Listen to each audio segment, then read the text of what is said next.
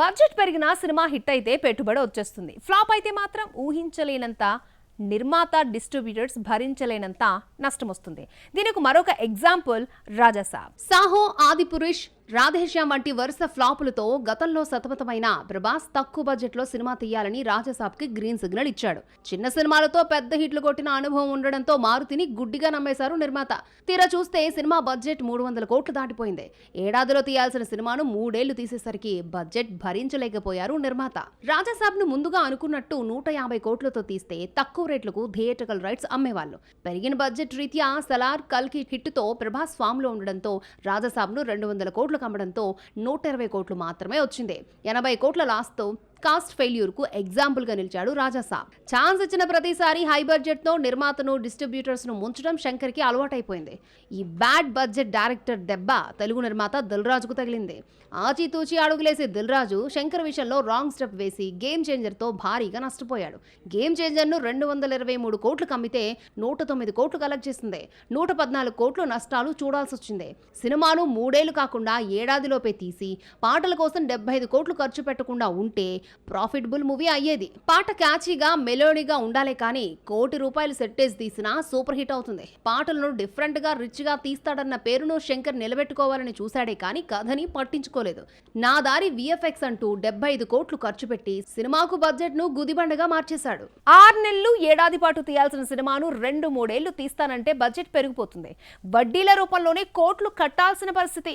ఆచార్య cinema కోసం నిర్మాత 50 కోట్లు వడ్డీనే కట్టాడని చిరంజీవి చెప్పుకొచ్చారు. ఆచార్య ఏడాదిన్నర సెట్స్ పైన ఉంటేనే ఇంతైతే 3 ఏళ్ల పాటు ఉన్న సినిమాల పరిస్థితి ఏంటి? హీరో డేట్స్ ఇవ్వకపోతే నిర్మాత ఎంతగా నష్టపోయేది. రాధాసాబ్, హరిహర వీరమల్లు పెద్ద పాఠాలే నేర్పాయి. క్రిష్ తక్కువ బడ్జెట్లో, తక్కువ టైంలో సినిమాను కంప్లీట్ చేయడంలో స్పెషలిస్ట్. బాలకృష్ణతో తీసిన గౌతమిపుత్ర శాతకర్ణిని 79 రోజుల్లో రిచ్గా తీశాడు. హరిహర వీరమల్లు విషయానికి వస్తే పవన్ కళ్యాణ్తో డేట్స్ ప్రాబ్లం. ఇంతలో దర్శకుడు తప్పుకోవడం, 4-5 ఏళ్లు సెట్స్ పై ఉండడం వీరమల్లుకు మైనస్ అయింది. Veeramallu world wide theatrical rights ను 125 కోట్లు కమ్మితే 68 కోట్లు మాత్రమే వచ్చింది. సినిమాను తక్కువ టైంలో, తక్కువ బడ్జెట్ నిర్మించి 70-80 కోట్లు కమ్మితే భారీ నష్టాలు వచ్చేవి కాదు. భారీ బడ్జెట్ అనేది తంబేలను ఇబ్బందులు పెడుతోంది. 1 కాదు, 2 కాదు, చాలా సినిమాలు కోలీవుడ్ బాక్స్ ఆఫీస్ వద్ద చేతులెత్తేశాయి. ఇలాంటి చిత్రాలు ఆడియన్స్ కి తలనొప్పిగా మారడంతో నిర్మాతలు కోలుకోలేని దెబ్బతిన్నారు. సినిమాను భారీతనం రక్షించదు. కథ బాగుంటే 2-3 కోట్లతో తీసిన సినిమా 20-30 కోట్లు తెచ్చిపెడుతుంది. కథ లేకుండా ఎన్ని హంగులతో తీసిన ఆడియన్స్ రిజెక్ట్ చేస్తారు. సూర్య నటించిన కంగువపై ఎందుకంత ఖర్చు పెట్టాల్సి వచ్చిందో దర్శకుడు శివకు కూడా తెలుసుండదు.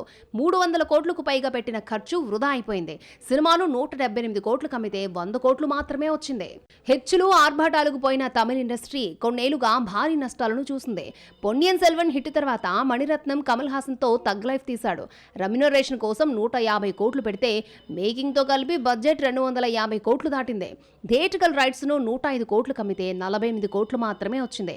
కమల్ హాసన్, మణిరత్నం, శింబు, త్రిషతో పాటు నటీనటులు భారీ రెమ్యునరేషన్ థగ్ లైఫ్ ను ముంచింది.